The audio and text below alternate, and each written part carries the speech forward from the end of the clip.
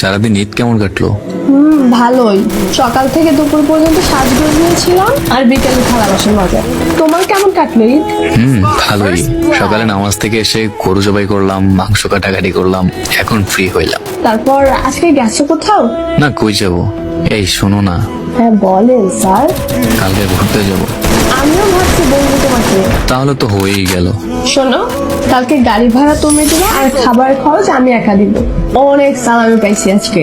না, কি বলো, আমার কাছে এখন টাকা আছে, তোমার সব খরচই আমি দিব।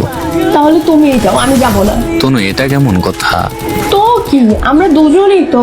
আমার টাকা মানে তোমার টাকা, তোমার টাকা মানে আমার টাকা। তুমি আমাকে পর মনে করো? তুমি এখন এমন ধরে খরচ করলে, কলেজ খুললে বন্ধু বান্ধব নিয়ে কোথাও খেতে গেলে সেখানেও তো টাকা লাগবে, তখন কোথায় পাবা? বেশি বেশি করো তুমি সবসময়। বিকেলে যে পাঞ্জাবিটা গিফট করছি সেটা পরে আসবা আর চুপ করে আমার সাথে বসে থাকবা, একদম বেশি কথা বলবা না। আচ্ছা ঠিক আছে, কালকে বিকেলে ঘুরতে যাবো, কেমন?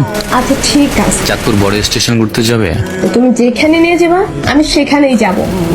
আমি যাব শুধু তোমার সাথে। আচ্ছা ঠিক আছে। আসার সময় একটা গোলাপ নিয়ে আসবা, নয়তো কিন্তু সারাক্ষণ বকাঝকা খাবা আমার।